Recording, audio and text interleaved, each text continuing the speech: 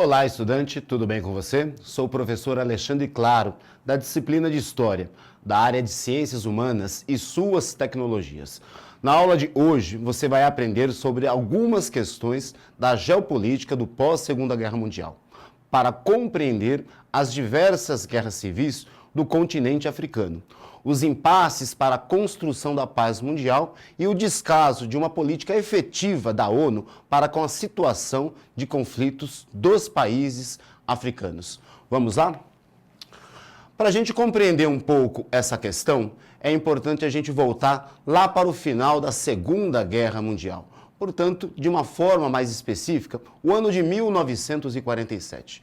E por que esse ano é importante para nós? Nós vamos ter uma famosa declaração do presidente Harry Truman, dizendo que existe uma doença se espalhando pelo mundo e que essa doença tem um nome, né? Essa doença é a doença do comunismo.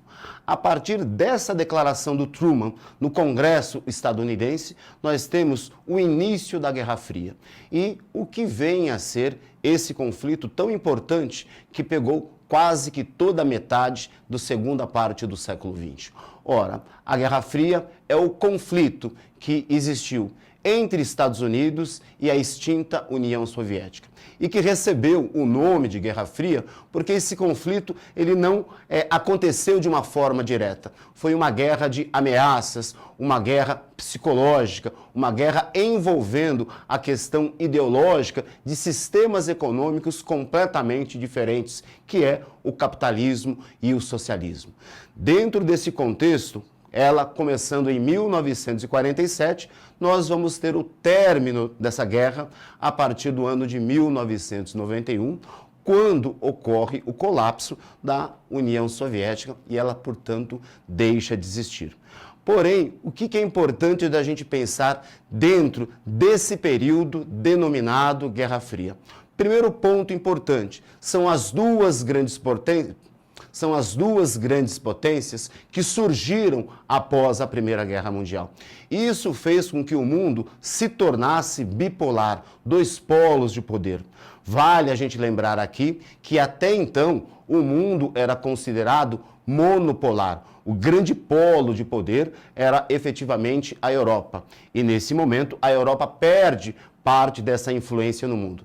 E isso tem uma relação de algo que a gente vai ver vinculado aos países africanos. E para isso a gente tem uma informação aqui importante. No ano de 1894, ocorreu a famosa Conferência de Berlim, na capital, portanto, da Alemanha. Essa conferência dividia o território africano entre as potências industriais e, obviamente, todas elas potências europeias. Então, nós temos uma presença efetiva dos europeus dentro do continente africano. Ao fazer essa divisão, qual o detalhe que você não pode perder e é importante de você lembrar? Eles vão criar novas fronteiras que até então não existiam. E isso vai acabar causando um grande problema para a população africana. Afinal de contas, quando a gente fala em continente africano, quando a gente fala em África, eu estou falando numa enorme diversidade de culturas, de uma enorme diversidade de etnias, que dentro dessa divisão não foi respeitado. E, obviamente, com a presença europeia, isso sendo feito através da força. Voltando, portanto, do contexto da Guerra Fria, com essas duas grandes potências tomando conta, de certo modo, do mundo, o que vai acontecer? Os países africanos vão iniciar o seu processo de independência, né? Iniciar o seu processo daquilo que alguns livros vão tratar como descolonização. E é dentro desse contexto que a gente vai perceber uma série de conflitos que acabam surgindo dentro do continente africano relacionado com essa perda de poder, portanto, da Europa em virtude desse grande continente que é a África. Ora, o primeiro desses conflitos, e talvez seja um dos mais conhecidos pela grande mídia, ocorre na década de 1990 em Ruanda. Ruanda foi um território africano que teve presença de dominação belga. E o que vai acontecer? Após o final da Segunda Guerra Mundial, como eu coloquei para você, ia ter esse processo de independência e esse processo de descolonização. Acontece que quando os belgas estavam dentro do território de Ruanda, eles acabaram criando uma divisão étnica. E que divisão étnica é essa? Dividiu a população em Tutsis e Hutus. Apesar de não ter muita diferença para quem está olhando, essa questão ela vai ser muito grande dentro do território de Ruanda. A maior parte da população seria composta pelo que nós estamos chamando de Hutus e eu teria uma minoria composta, portanto, de Tutsis. Quem ajudava os belgas a governarem o território de Ruanda? Os Tutsis, portanto, essa minoria, que detinha, então, privilégios econômicos, privilégios políticos. Com a saída da Bélgica, por causa desse processo de independência, os belgas saem do território, porém, pegam o poder que até então eles dividiam com os Tutsis e passam para os Hutus. Nesse momento, da década de 60 até a chegada da década de 90, nós vamos ter uma série de pequenos conflitos. Porém, dentro da década de 90 é que nós vamos ter o grande acontecimento que, obviamente, acaba chocando toda a comunidade internacional e todo mundo. Por quê? Um presidente, Hutu, acaba sofrendo um atentado, em um voo e acaba morrendo, e isso vai ser a grande causa, o grande estopim para culpar os Tutsis. E ocorre, portanto, um verdadeiro massacre. Para que você tenha uma ideia desse massacre, que vai ficar sendo conhecido posteriormente como o genocídio em Ruanda, em 3 meses, os Hutus mataram aproximadamente 900 mil Tutsis. E de uma morte extremamente violenta. A maior parte dessas mortes eram realizadas com machete. Machete nada mais é do que um facão. Então, eu tive uma população, uma grande parte da população que foi dizimada de uma forma extremamente bárbara. Na África, Ruanda e a República Democrática do Congo vivem um conflito que matou mais de 2 milhões de vítimas nos últimos 50 anos. Povos das etnias Hutus e Tutsis voltaram a se enfrentar, como mostra o correspondente Emerson Penha. O exército da República Democrática do Congo vasculha as aldeias à procura de rebeldes. Nesta, o comandante da tropa reúne mulheres e crianças e ameaça os homens acusados de apoiar os guerrilheiros. O recado que mando é que eles podem estar assustados, diz o militar, mas não tem opção se não se render. Este rapaz é acusado de apoiar os rebeldes e é preso para ser provavelmente fuzilado mais tarde. O grupo guerrilheiro que os militares combatem é o M23, comandado pelo general Bosco Ntaganda, desertor do exército, que é procurado internacionalmente por genocídio. O M23 quer dominar o leste congolês rico em minerais nobres. A suspeita é que o grupo receba apoio do governo da vizinha Ruanda em troca de exterminar a população da etnia Hutu.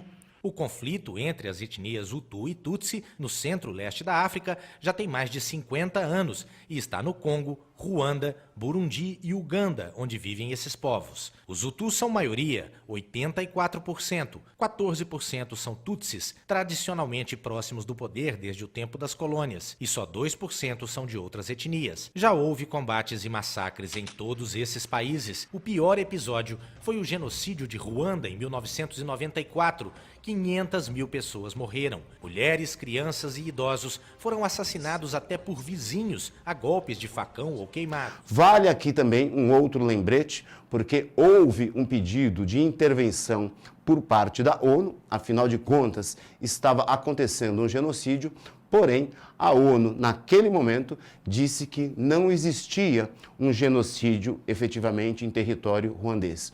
O que existia eram atos genocidas, mas não um genocídio.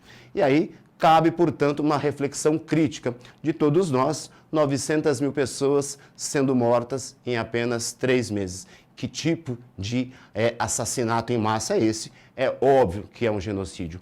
Porém, como nós estamos falando de um país africano e que não tem uma grande influência dentro das Nações Unidas, isso acabou ficando, portanto, despercebido por parte desse importante organismo que tem o objetivo aí de zelar pela paz mundial.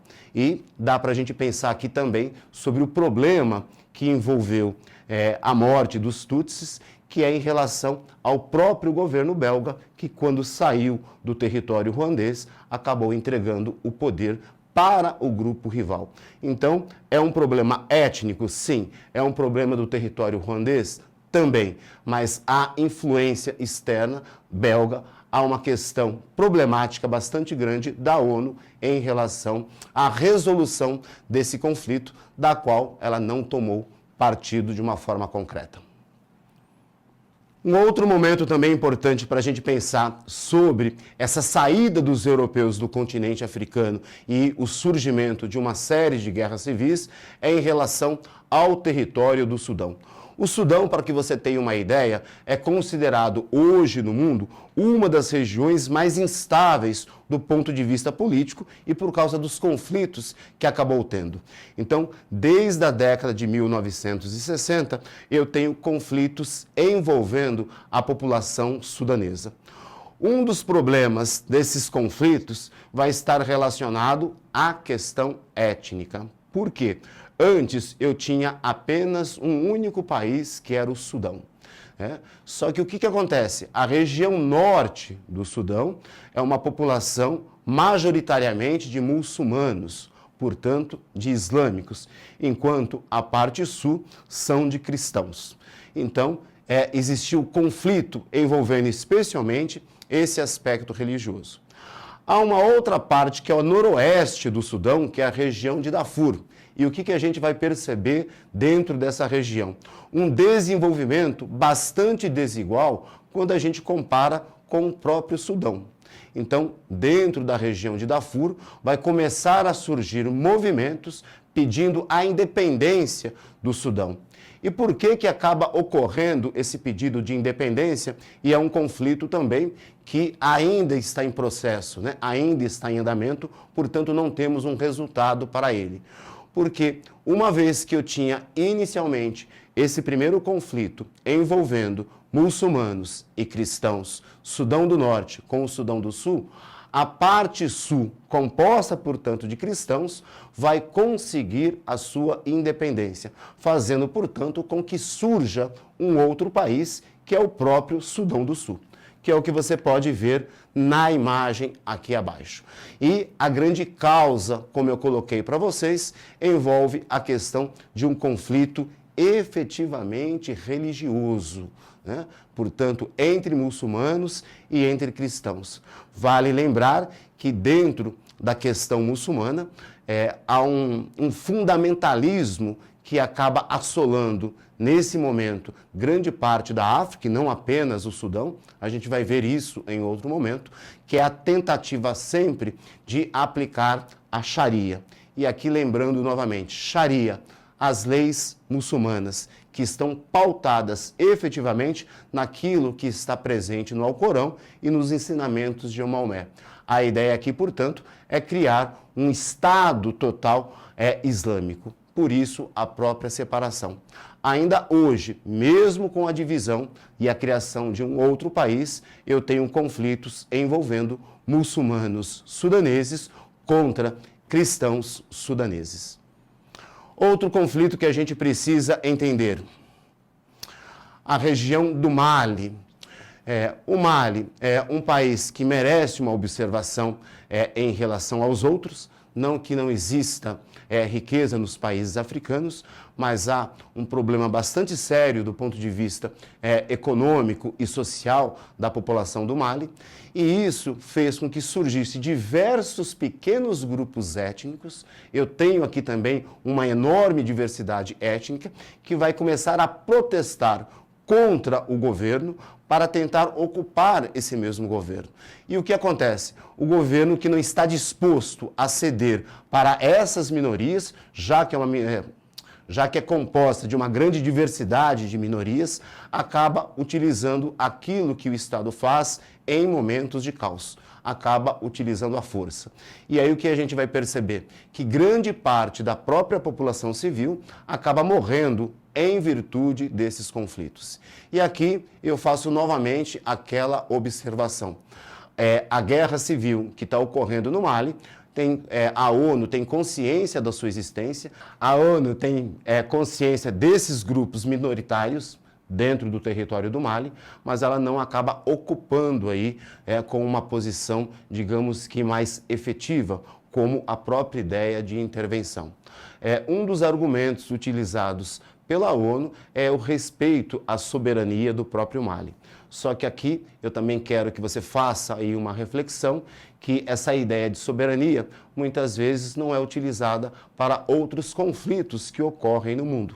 E aqui um exemplo muito rápido para que você faça essa reflexão é o caso da própria invasão que o Iraque acaba sofrendo ou mesmo que o Afeganistão acabou sofrendo por tropas estadunidenses. Nesse caso, a ONU não se manifestou de forma efetiva, dizendo que estava acabando com a soberania, portanto, de um país. Então a gente percebe esse certo descaso por parte dessa instituição supranacional em resolver os conflitos que estão ocorrendo dentro de território africano. Para a gente perceber se você está compreendendo aqui a minha aula, vamos fazer rapidamente esse exercício envolvendo aí, portanto, a questão de Ruanda e os grupos étnicos que lá existiam. Então, outro país que é bastante importante e que tem uma semelhança muito grande com parte dos conflitos que ocorreu lá no Mali é em relação à Serra Leoa. Aqui vale aquela observação, um país extremamente pobre, com uma diversidade étnica bastante grande e da qual o Estado não consegue atender a essas minorias étnicas, que uma vez que não estão sendo atendidas, passam a se organizar a partir de diversos grupos e vão acabar entrando em guerra entre si. Então eu passo a ter aí uma grande guerra civil envolvendo aí toda, ou quase toda a população aí de Serra Leoa. E novamente, sem nenhuma grande posição aí por parte da ONU em relação aos conflitos que ocorrem dentro da África e aqui no caso de Serra Leoa. Outro conflito, e esse tem uma relação direta com o que a gente falou no início, que é em relação à saída, portanto, dos europeus do território africano. E no caso aqui é Angola. Quando a gente pensa em Angola, vai lembrar do país que tinha controle sobre esse território, era Portugal. Então, durante a década de 60 e 70, eu tenho uma luta muito grande por parte da população angolana contra os portugueses, que na década de 70 vão acabar saindo de Angola. Acontece que eu vou ter dois grupos que lutaram contra a expulsão dos portugueses. E nesse momento em que os portugueses forem embora, esses dois grupos vão lutar para saber quem é que vai assumir o poder. Então, entre a década de 70 até o início do ano 2000, eles estão disputando esse poder, envolvendo novamente aqui uma guerra civil com pelo menos 300 mil mortos ao longo dos anos. Um número bastante grande. Isso, inclusive, vai fazer com que uma parte da população angolana, ao longo desses anos de guerra civil, acabem saindo do território, acabam saindo do seu país de origem, inclusive vindo para o Brasil. Afinal de contas, somos irmãos de língua e de própria descendência aí. Uma dica de filme muito bom e que eu tenho certeza que se você assistir, você vai ficar bastante emocionado, é o Hotel Ruanda. O Hotel Ruanda conta a história de um gerente de hotel, Paul Rusesabagina, que durante o período de saída dos estrangeiros do território, ele, que era um Hutu, ele acaba abrigando quase que 900 Tutsis em seu hotel. E é uma história bastante poética, apesar de todo o conflito, apesar de toda a mortalidade que o filme vai registrar.